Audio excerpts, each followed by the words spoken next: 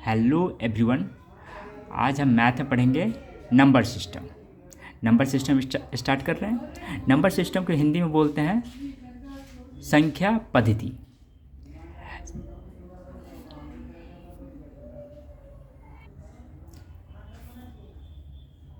किसी संख्या को लिखने के लिए कितने अंकों का जरूरत पड़ता है? 10 अंकों का जरूरत पड़ता है। जिसमें वो अंक कौन कौन सा है? अंक है 0, 1, 2, 3, 4, 5, 6, 7, 8 और 9। इतना ही 9 यानी 10 अंकों से हम कोई भी संख्या लिख सकते हैं। और कोई भी संख्या लिखने के लिए हम क्या करते हैं? दाईं ओर से बाईं ओर की ओर जाते हैं। कोई भी संख्या लिखने के लिए क्या करते हैं? दाईं ओर से बाईं ओर को हम जाते हैं। जैसे लिखना है 4526। क्या लिखना है? 4526। ठीक है, ये संख्या हो गया। ये संख्या है।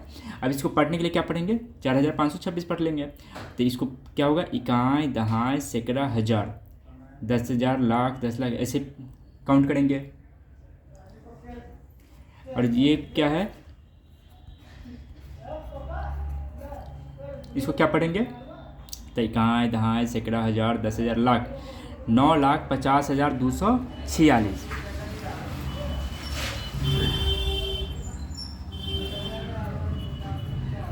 इसको क्या पढ़ेंगे? तो पढ़ने के लिए इकाई, दहाई, सैकड़ा, हजार, 10,000, लाख, 10 लाख, 19,57,200। इसका नंबर यानी नेम भी उसको बोलते हैं। यानी आप लिख सकते हो क्या लिखेंगे? 19,57,200। ठीक है। अब कोई भी नंबर लिखा हुआ है उसका हम स्थानीय मान और जातीय मान दो होता है। क्या बोलेंगे? स्थानीय मान और जातीय मान। स्थानीय मान को इंग्लिश में बोलते हैं पैलेस वैल्यू। तो अगर इसमें हम एक होता है जातीय मान।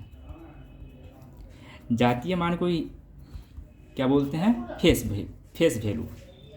ठीक है। अगर ये देखिए नंबर, अगर सपोर्टेड हम मान लेते हैं, यही हम ले लेते हैं नंबर, ये संख्या ले लिए। इसमें अगर हम मान लेते हैं 9 का हम स्थानीय मान पूछते हैं, यानी 9 का स्थानीय मान कितना होगा? तो 9 कहाँ पे है? तो स्थानीय मान किसको बोलते हैं? स्थानीय मान जहाँ पे वो है वो, और उसका मल्टीप्लाई करेंगे किससे?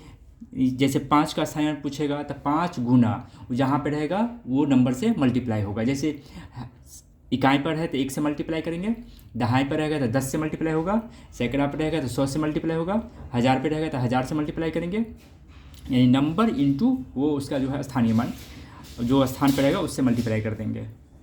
जातीय मान में क्या होगा? कहीं पे रहे उसका जो नंबर है वही उसका वैल्यू यानी स्थानीय मान, जातीय मान होगा। तो स्थानीय मान 5 का 9 का पूछ रहे थे ना, तो 9 गुना जो कहाँ पे है? इकाई, दहाई, सैकड़ा, हजार, 10,000, लाख पे है, तो 1 लाख से मल्टीप्लाई हो जाएगा। ठीक है। इसका वैल्यू क्या हो जाएगा? 9 लाख। अरे 9 का जातीय मान पूछेगा तो क्या हो जाएगा? तो सिर्फ 9 रहेगा। यही इसका स्थानीय मान। ऐसे ही फाइंड करेंगे। जैसे कोई क्वेश्चन ले लीजिए और उसका स्थानीय मान और जातीय मान फाइंड करते हैं। जैसे ले लेते हैं 9, ठीक है, 7 का हम पूछ लेते हैं। 7 का स्थानीय मान, 7 का स्थानीय मान क्या होगा? 7 गुना कहाँ पे है? तो इकाई, दहाई, सैकड़ा, हजार, 10,000, 10,000 पे है ना, 10,000 से मल्टीप्लाई कर देंगे। ये क्या हो जाएगा? 17,000। और वही अगर हम मान लेते हैं, चलिए 2 का जातीय मान बता दीजिए। तो 2 का जातीय मान क्या होगा? दो कहीं भी रहे उससे कोई मतलब नहीं। जातीय मान फाइंड करने के लिए वो नंबर का हम ये नहीं देखेंगे कि कहाँ पर है, वो कहीं भी रहेगा उसका जातीय मान सेम ही रहेगा, वो नंबर ही कहलाएगा, ये नंबर ही होगा। इन 2 का जातीय मान 2 होगा। यानी जातीय मान को इंग्लिश में क्या बोलते हैं, फेस वैल्यू, और इसको इंग्लिश में बोलेंगे स्थानीय मान को पैलेस वैल्यू या लोकल वैल्यू। ठीक है, आप पढ़ते हैं टाइप ऑफ नंबर्स पढ़ लेते हैं। टाइप ऑफ नंबर्स में कितने कितने प्रकार के नंबर होते हैं, कौन कौन से नंबर आते हैं। टाइप ऑफ नंबर्स यानी संख्या के प्रकार। तो सबसे पहले लेते हैं नेचुरल नंबर। क्या लेंगे, प्राकृतिक संख्या। प्राकृतिक संख्या जिसको बोलते हैं प्राकृतिक संख्या, इंग्लिश में क्या बोलते हैं, नेचुरल नंबर।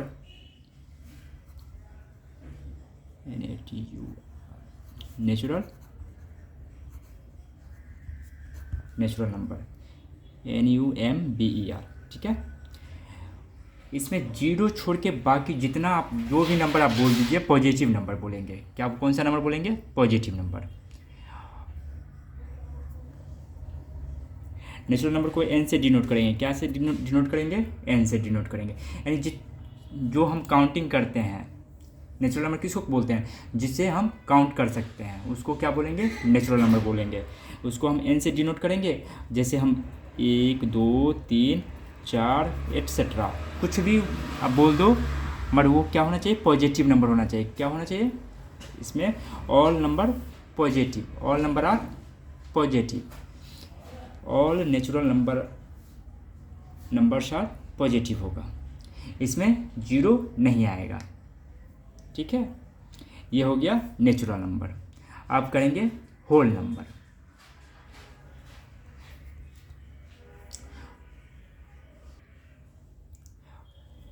जिसको हिंदी में क्या बोलते हैं, पूर्ण संख्या।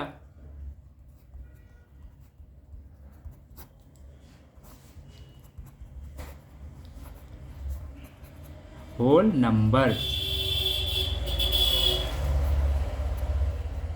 क्या बोलेंगे, होल नंबर। ये था नेचुरल नंबर। होल नंबर में क्या होगा, होल नंबर बहुत ज़्यादा कुछ नहीं होगा। नेचुरल नंबर में जीरो इंक्लूड कर देंगे तो क्या होगा, वो हो गया होल नंबर, जिसको बोलते हैं हिंदी में क्या बोलते हैं, पूर्ण संख्या। इसको डिनोट करेंगे किससे, W से। क्या से डिनोट किया जाएगा, W से डिनोट करेंगे। यानी जीरो ऐड करके बाकी सब नेचुरल नंबर रहेगा, 0 1 2 3 4 एट्सेट्रा। ठीक है, और प्राकृतिक संख्या में सबसे छोटा प्राकृतिक संख्या कौन सा होगा, सबसे स्मॉलेस्ट नेचुरल नंबर कौन सा होगा, तो 1, यही। इसमें स्मॉलेस्ट होल नंबर कौन सा होगा, तो 0, यानी 0 is the smallest whole number. ठीक है, यानी 0 नेचुरल नंबर में अगर हम 0 हम इंक्लूड कर देते हैं तो क्या हो जाएगा, वो होल नंबर होगा। आप क्या करेंगे, होल नंबर के बाद आएगा इंटीजर्स। इंटीजर्स नहीं, अभी पढ़ लेते हैं। ये इवन नंबर, ऑड नंबर, ये सब पहले देख लेते हैं, उसका इंटीजर पे भी चला जाएंगे।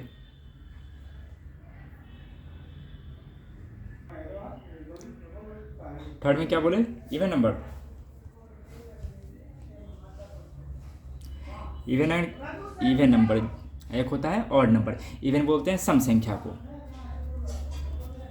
सम संख्या को क्या बोलेंगे, इवन नंबर।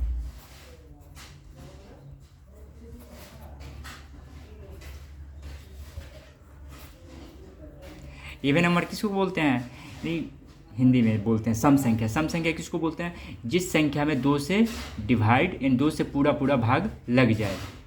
इन जिस संख्या में 2 से पूरा पूरा भाग चला जाए उसको क्या बोलते हैं, सम संख्या बोलते हैं। जैसे एग्जांपल में ले लीजिए, लिखते हैं डिटेल्स में, जिस संख्या में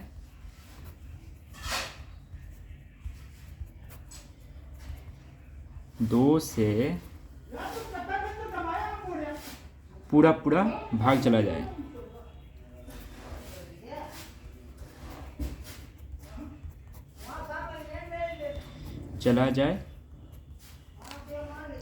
उन्हें सम संख्या कहते हैं। क्या कहते हैं,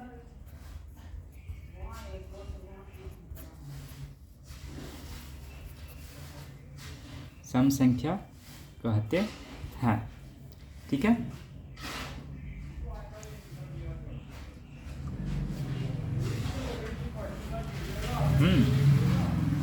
जैसे एग्जांपल में कोई भी नंबर ले लीजिए जिसमें 2 से डिवाइड होना चाहिए। जैसे देख लीजिए 9 में 2 से डिवाइड होगा तो नहीं होगा, 2 में 9 आता ही नहीं है, तो इसमें नहीं, तो ये सम संख्या नहीं होगा। अब ले लीजिए 4 में 2 से डिवाइड होगा तो हाँ होगा, ये सम संख्या होगा।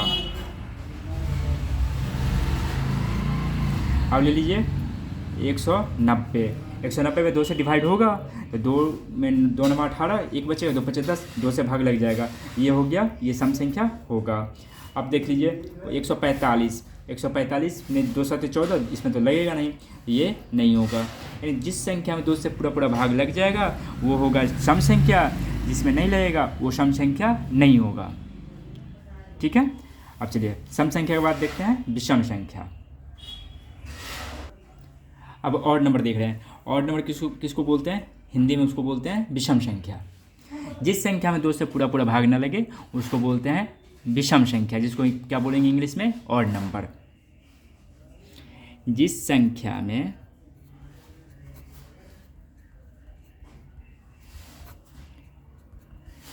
2 से पूरा भाग न लगे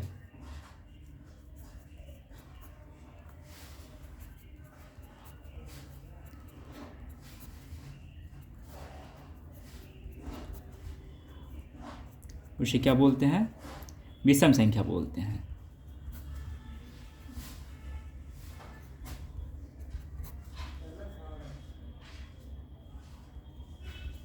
कहते हैं। ठीक है, जैसे एग्जांपल में कोई भी नंबर ले लीजिए, जैसे 11 में 2 से डिवाइड होगा, 2 पचे 10, 11 तो आ ही नहीं रहा है, तो ये विषम संख्या होगा, यानी सम संख्या ये नहीं होगा। ले लीजिए 14, तो 2 7 14, इसमें भाग लग रहा है ना, ये विषम संख्या नहीं होगा।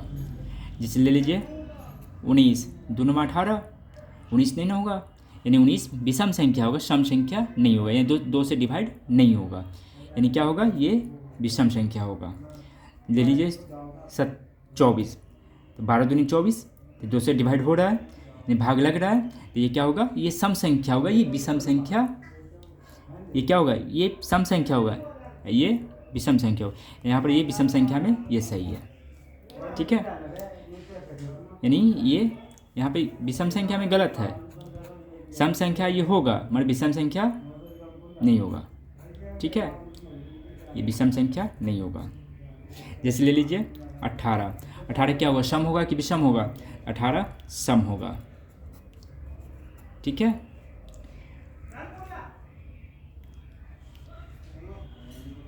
ले लीजिए 21 क्या होगा, 21 विषम होगा, विषम संख्या। ठीक है,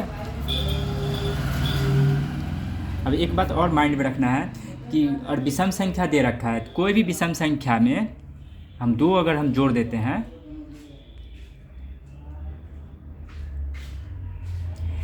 यानी विषम संख्या में अगर हम विषम संख्या जोड़ेंगे तो वो विषम होगा, विषम होगा।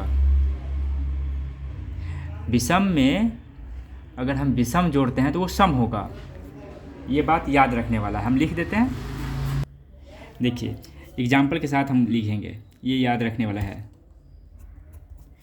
2 सम संख्याओं यानी 2 या 2 से अधिक, यानी कोई भी, यानी नहीं, सम संख्या को लिखते हैं, सम संख्याओं का योग। 2 से ज़्यादा कितना भी हम सम संख्या ले लेंगे, क्या होगा, सम होगा, ये आपको याद रखना है। यानी सम संख्याओं का योग सम होगा, हमेशा सम होगा। जैसे देख लीजिए एग्जांपल में ले लीजिए, 4 क्या है, सम है, 6 क्या है, सम है, 10 क्या है, सम है, और ले लीजिए 8 क्या है, सम है, और लेंगे और ले लीजिए 2 क्या है, सम है। अब इसको जोड़िए तो 6 4 10, 10 20, 20 7 10 30, 30 क्या है, ये भी सम आ गया। ठीक है, चलिए अब हम अगला ले लेते हैं, सम के बाद ले लेते हैं एक सम और एक विषम होगा। क्या होगा? एक सम और एक विषम संख्या का योग। एक सम होगा, एक सम संख्या होगा, सॉरी, एक सम संख्या और एक विषम संख्या का योग क्या होगा? हमेशा विषम होगा। चलिए हम चेक कर लेते हैं, ये सब याद रखने वाला है। जैसे एक सम संख्या ले लीजिए 12, एक विषम संख्या ले लीजिए 7, 12 7 19, 19 पे 2 से डिवाइड होगा? नहीं होगा, तो ये क्या हो गया? विषम हो गया। विषम संख्या हुआ ना।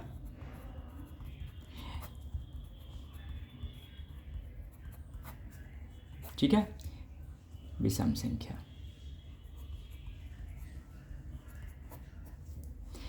एक सम और एक विषम रहेगा तो उसका योग हमेशा विषम होगा, और दो या दो से अधिक सम संख्याओं का योग हमेशा सम होगा। ठीक है, अगर हम दोनों विषम संख्या ले लेते हैं तब क्या होगा? दो या दो से अधिक यानी विषम संख्याओं का योग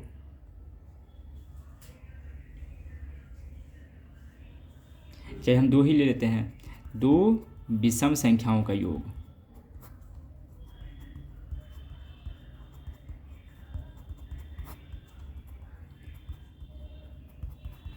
क्या होगा? हमेशा सम होगा। ठीक है, चेक कर लेते हैं। जैसे 17 ले लीजिए, अब पहले एक और कोई ले लीजिए, जैसे 21। ठीक है, अब दोनों को जोड़िए तो 7 1 8, 2 1 3 38, 2 से डिवाइड पूरा हो जाएगा। इसको ये क्या आया? सम संख्या आया। यानी दो विषम संख्याओं का योग क्या होगा? हमेशा सम होगा। ये याद रखना है।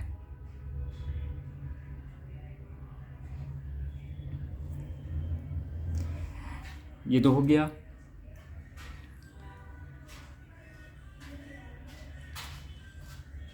अगर अब स्क्वायर वाला देख लेते हैं, और सम संख्याओं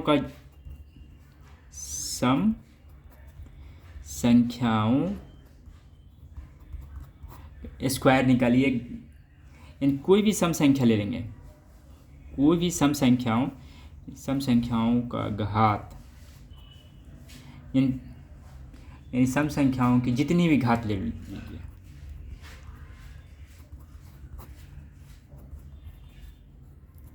जितनी भी घात ले लीजिए, घात, तो उसका परिणाम क्या होगा?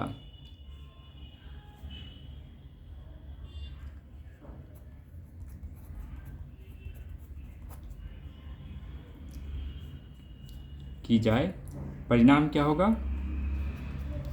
परिणाम उसका हमेशा सम संख्या होगा। यानी दो कोई भी एग्जाम्पल हम लेके हम कर लेंगे, उसको हम देखेंगे। देखिए, यानी सम संख्याओं का जितनी भी घात की जाए तो परिणाम क्या होगा?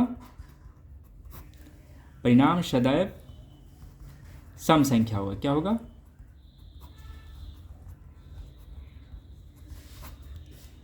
ये सब आपको याद रखना है। ठीक है, यानी सम संख्या, कोई भी सम संख्या, यहाँ पर लिख दीजिए, किसी भी सम संख्या का जितनी भी घात की जाए परिणाम क्या होगा? हमेशा, इसको और लिख कर दीजिए, किसी सम संख्या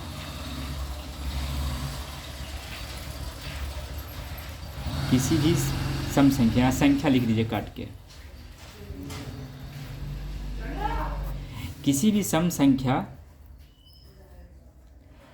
इन जितना भी घात की जाए उसका जितना मन है उतना घात कर दीजिए। जैसे हम एग्जांपल ले लेते हैं 4 का पावर अगर 2 करेंगे तो क्या होगा? तो 16। ये सम है तो सम है, ये भी सम था तो ये भी सम आया है। ले लीजिए 6 पावर 2 तो 36, क्या आया? 36। यानी ये भी सम है, ये भी सम है, दोनों सम है। ले लीजिए 2 पावर 5, अब क्या हो गया? जो सम है, दो को क्या करेंगे? 5 दफ़ा मल्टीप्लाई करेंगे तो 2 दूनी 4 दूनी 8 दूनी 16 दूनी 32, लिख के कर दिए 2। ठीक है, 2 दूनी 4, दूनी 8, दूनी 16, दूनी 32, क्या आया 32। 32 क्या है सम है, यानी सम का कितना भी जितना मन है उतना घात कीजिए, उसका परिणाम क्या होगा सम होगा। ठीक है, अब इसी प्रकार हम विषम का करते हैं।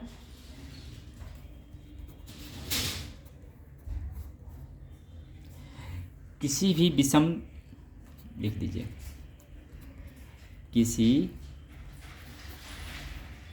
भी विषम संख्या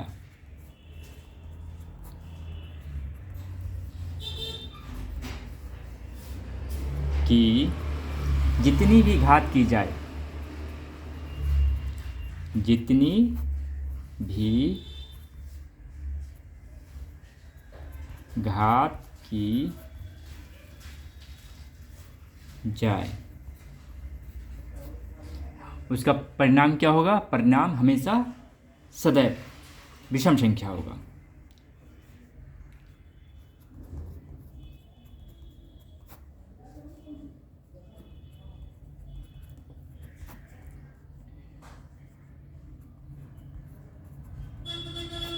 विषम संख्या होगा। ठीक है, अब एग्जाम्पल हम देख लेते हैं। जैसे हम ले लेते हैं विषम, 3 विषम है, इसको पावर हम कर देते हैं 4 कर देते हैं। 3 को 4 में मल्टीप्लाई करेंगे, 3 तिया 9 तिया 27 तिया 81, ये क्या आया विषम आया। ठीक है, अब दूसरा दो और चेक कर लेते हैं। जैसे हम ले लेते हैं 7 पावर 2, तो 7 को 2 बार मल्टीप्लाई करेंगे, सॉरी 7 गुना 7 बराबर 49, ये भी 2 से डिवाइड पूरा नहीं होगा, तो ये क्या हो गया विषम हो गया। एक और एग्जाम्पल ले लेते हैं। जैसे हम ले लेते हैं 13 पर पावर 2 कर दो, 13 में 13 से करेंगे 169, तो क्या हो गया ये भी विषम हो गया।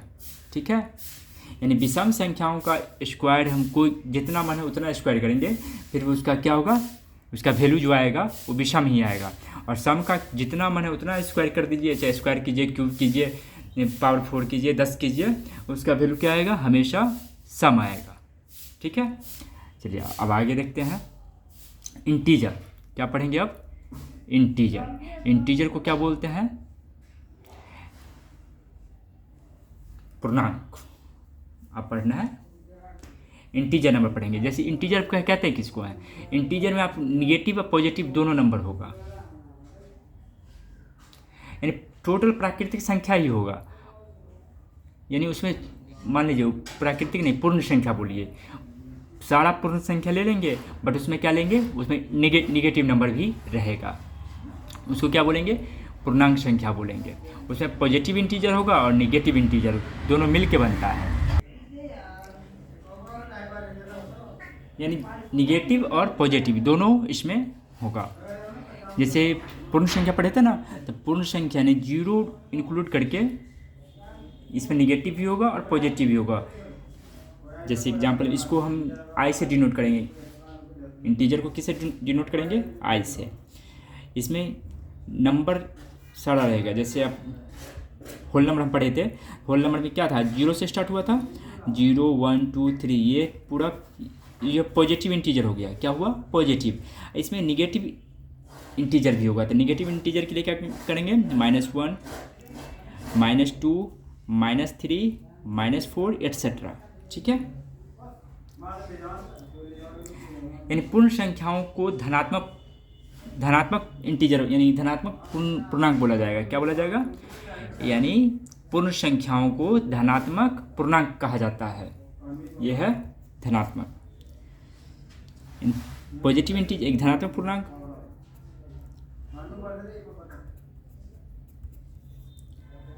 धनात्मक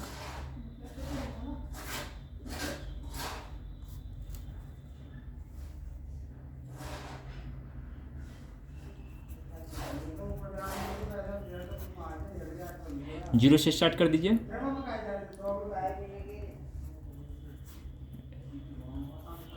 एटसेट्रा। ठीक है, और एक होगा निगेटिव इंटीजर यानी ऋणात्मक पूर्णांक।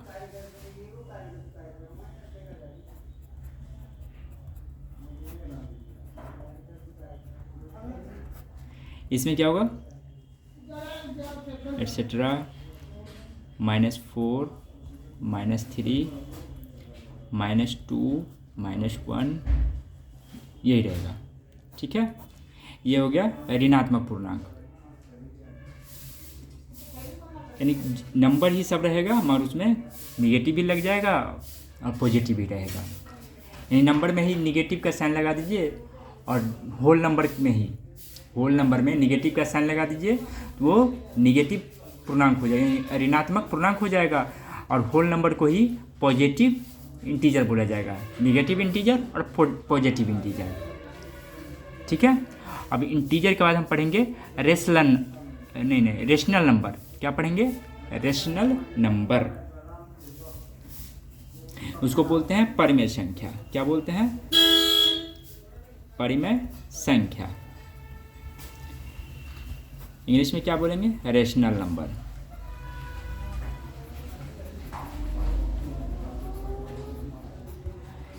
जिसको हम P/Q के रूप में लिख सकते हैं उसको क्या बोलेंगे, रेशनल नंबर बोलेंगे। जो P/Q के रूप में लिखी जा सके, यानी कोई भी नंबर हो उसको हम P/Q के रूप में अगर लिख दिए तो क्या हो गया, रेशनल नंबर हो गया। जो संख्या P/Q के रूप में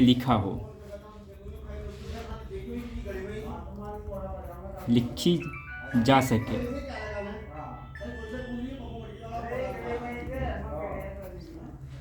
उन्हें क्या कहेंगे, परिमेय संख्या बोलेंगे।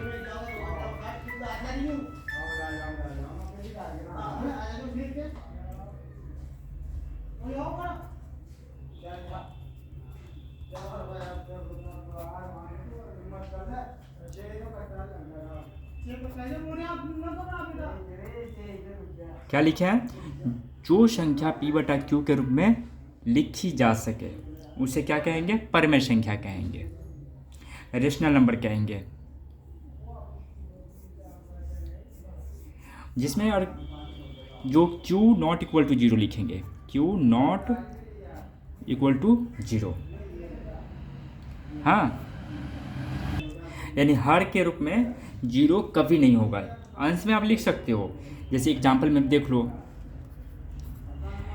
परिमेय संख्या के एग्जाम्पल देख लेते हैं। 0/5 ये होगा परिमेय संख्या, 2/7 ये भी होगा परिमेय संख्या, 9/13 ले लो, ये भी परिमेय संख्या होगा, 4/3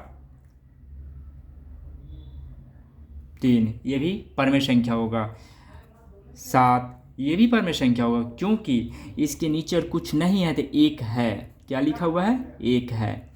और कुछ भी नीचे में नहीं हो तो उसके नीचे एक रहता है। यानी तब इसका मतलब क्या समझे, प्रत्येक प्राकृतिक संख्या परिमेय संख्या है, प्रत्येक पूर्ण संख्या परिमेय संख्या है। निगेटिव भी होगा पॉजिटिव भी होगा, इसमें कुछ माने नहीं है। ठीक है, प्रत्येक पूर्णांक संख्या परिमेय संख्या है। ये तीनों हम लिख देते हैं, इसको माइंड में रखना है। प्रत्येक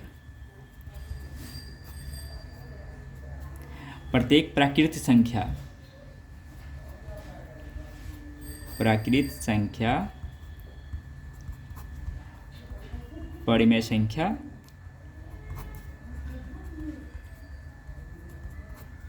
है। ठीक है, प्रत्येक पूर्ण संख्या परिमेय संख्या है, चाहे होगा ये भी बोल सकते हो। प्रत्येक पूर्ण यानी होल नंबर परिमेय संख्या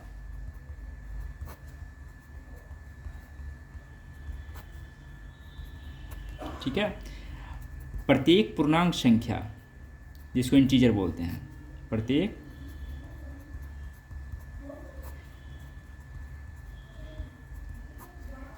वो भी परिमेय संख्या होगा।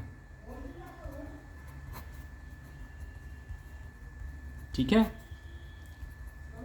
यानी हर में 0 नहीं होना चाहिए, बाकी पी बटा क्यू यानी अंश और हर उसमें होना चाहिए। अगर सिर्फ अंश भी लिखा रहेगा तो उसके नीचे अगर कुछ नहीं है तो उसमें एक होता है, ये माइंड में रखना है। ठीक है, ये था आपका रेशनल नंबर। आप पढ़ेंगे इरेशनल नंबर, जिसको बोलते हैं अपरिमेय संख्या। अपरिमेय संख्या किसको कहते हैं? जो संख्या जो पी बटा क्यू के रूप में नहीं लिखा जा सके, जो जिसे हम जो संख्या पी बटा क्यू के रूप में नहीं लिखी जा सके,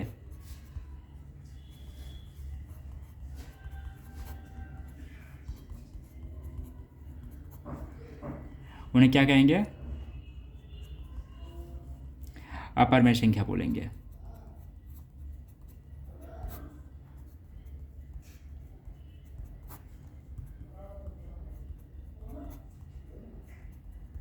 ठीक है,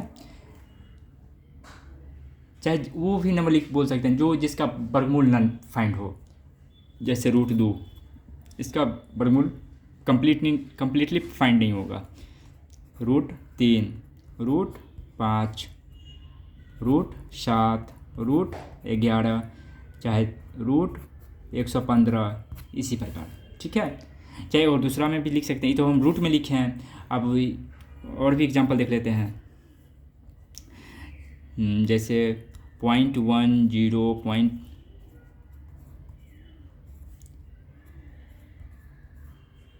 ऐसा ही रहेगा। ठीक है, एटसेट्रा।